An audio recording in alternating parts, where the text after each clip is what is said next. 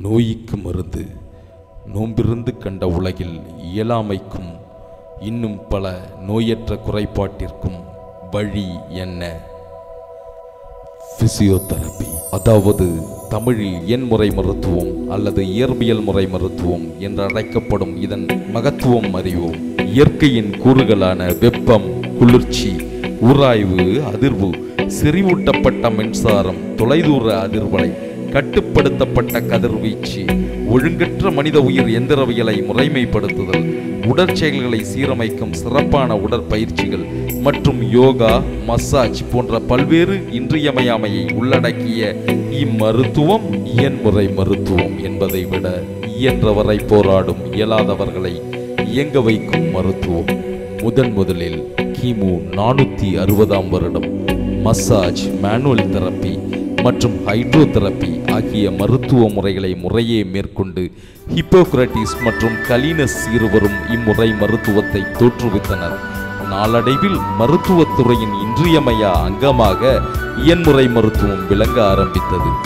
1813 Per ஹெர்னிக் Ling என்பவரால் royal central institute of gymnastic என்ற நிறுவனம் தொடங்கப்பட்டு மசாஜ், மேனிபுலேஷன் மற்றும் எக்ஸசைஸ் ஆகியவற்றின் மூலம் சிகிச்சை அளிக்கப்பட்டது. 1894 பிரிட்டனை சார்ந்த 4 செவிலியர்கள் சார்ட்டர்ட் சொசைட்டி ஆஃப் பிசியோதெரப்பி என்ற அமைப்பினை ஏற்படுத்தினர். 1913 மற்றும் 14ஆம் ஆண்டுகளில் முறையே நியூசிலாந்தின் ஒட்டாகோ பல்கலைக்கழகமும் அமெரிக்காவின் ரீட் காலேஜும் பிசியோதெரபிஸ்டுகளுக்கு ரீகன்ஸ்ட்ரக்ஷன் எய்ட்ஸ் என்ற பெயரில் பட்டம் வழங்கினர். முதல் உலகப் போரில் காயமடைந்த வீரர்களுக்கு சிகிச்சை அளிப்பதில் இயன்முறை மருத்துவம் பெரும் பங்காற்றியது குறிப்பிடத்தக்கது. மற்றும் இப்போரின் பொழுது Walter Reed army hospital, Washington DC என்னும் இடத்தில் இயன்முறை மருத்துவர்களுக்கான முதல் கல்விக்கூடம் ஆரம்பிக்கப்பட்டது.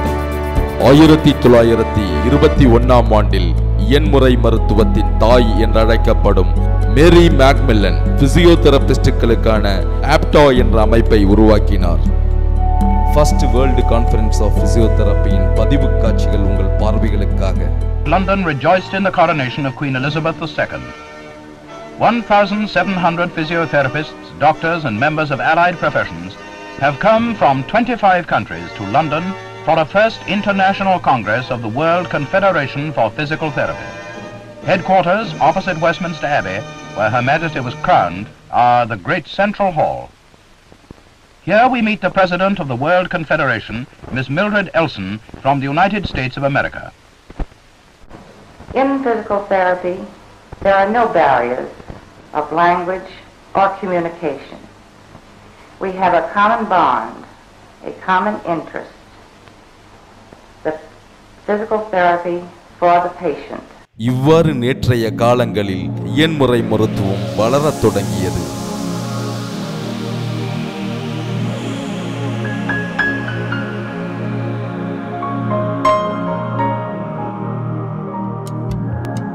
வாகன ஓட்டிகளின் கவனக்குறைவினாலும் சட்ட விதிமுறை மீறல்களினாலும் விபத்துக்களினால் நிகழும் இறப்புகள் ஒருபுறம் இருக்க, தக்க விழிப்புணர்வு அற்று தலைக்காயமடைந்து உயிர் பிழைத்தோர் நடைபணங்களாக கூட அல்ல, நடக்க முடியாமல் உயிருள்ள பொருட்களாக வாழ்ந்த காலங்களை இன்று விலைக்கு வாங்கி விளையாட வைத்தது இயன்முறை மருத்துவம் என்பதில் மிகையில்லை. நமக்குள் புகை நமக்கு பகை என்பதை உணர்ந்தும் அதை நகைத்தும் புகைத்தும் தள்ளியவர்கள், தடுமாறி இடறி விழுந்து எழவே முடியாத அளவுக்கு மது குடித்தவர்கள் மற்றும் குடிப்பவர்கள், அன்றி கட்டுப்பாடற்ற உணவு முறைகளாலும் ஒப்புக்கொள்ள முடியாமல் போனாலும் உடல் பருமன் உப்பிவிட அதை கட்டுப்படுத்த தவறியவர்களும் கூட பக்கவாதத்தினால் பாதிக்கப்படுவது பரிதாபம் என்றாலும், அகவை 60இல் மட்டுமல்ல 20இலும் இது நிகழ்வது இப்போது இயல்பாகி போனது புது தகவல். இவர்களின் மறுவாழ்வில் இணையற்ற பங்காற்றுவது இயன்முறை மருத்துவர்களே. கருவாக நாம் உருவானது இறைவன் கருணை என்றாலும் நம்மில் பலரும் சிசுவாக பிறக்கும் பொழுது மூளை முழுமையான திசு வளர்ச்சி இன்றி போவது கசப்பான கொடுமை. அவர்களை சுமைகளாக பாராமல் சுகங்களாக ஏற்கும் பெற்றோர்கள் இவ்வுலகில் இருப்பது இனிமை. செரிப்ரல் பால்சி இக்குறைபாட்டோடு இன்று உலகில் 7,64,000 குழந்தைகளும் இந்தியாவில் 1003 குழந்தைகளும் பாதிக்கப்பட்டிருப்பதாக ஆய்வு தெரிவிக்கிறது. இதன் வகைகள் பல விடுவோம். வாழ்க்கையே வாழாத இவர்களுக்கு எண்முறை மருத்துவம் அளிப்பது மறுவாழ்வு என்பது முறையா, வாழ்வு என்பது முறையா? போலியோ குறைபாடு குறைந்து போனது என்பதை விட அழிந்தே போனது என்பது ஒருபுறம் மகிழ்ச்சி தரக்கூடியதாய் அமைந்தாலும், போலியோவால் பாதிக்கப்பட்டவர்கள் படும் சிரமங்கள் அன்றாட வாழ்க்கையில் ஒன்றாகி போனது நாம் கண்கூடாக பார்ப்பது. யாரும் செய்யாத தவறால் பாதிக்கப்பட்ட இவர்கள் தனிமைப்படுத்தப்படாத வகையில் இவர்களிடம் மாற்றுத்திறன்களை பயிற்றுவித்து மாற்றுத்திறனாளர்களாக மலரவிட்டு மகிழ்வதில் எண்முறை மருத்துவம் மனமகிழ்ச்சி கொள்கிறது.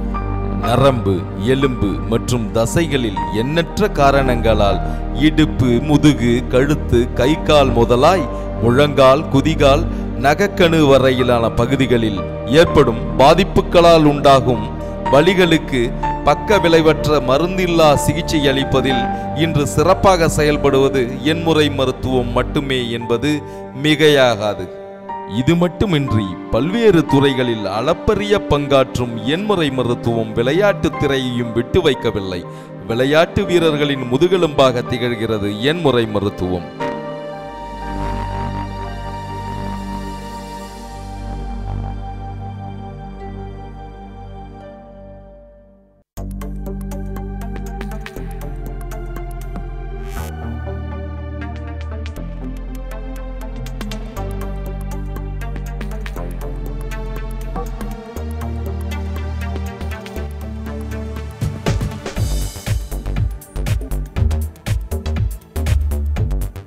அன்றாட அறிவியல் வளர்ச்சியினால் அதிநவீன இயன்முறை மருத்துவ உபகரணங்கள் நாளுக்கு நாள் புதுமுறையாக்கப்பட்டு வருவது குறிப்பிடத்தக்கது. அந்த வகையில் கால்கள் துண்டிக்கப்பட்டவர்களுக்கு பொருத்தப்படும் பயோனிக் ப்ரோஸ்தட்டிக் லிம்ப், கால்கள் துண்டிக்கப்பட்டாலும் கனக்கச்சிதமான நடை காண்பது உண்மை.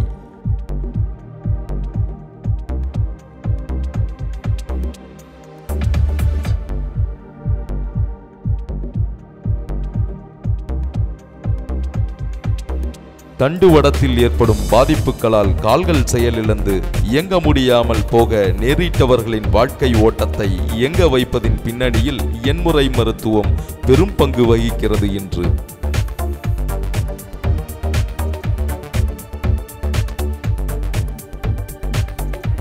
இவர்களுக்கென்றே பிரத்யேகமாக உருவாக்கப்பட்டதுதான் இந்த பயோனிக் ஆர்த்தோட்டிக்ஸ்.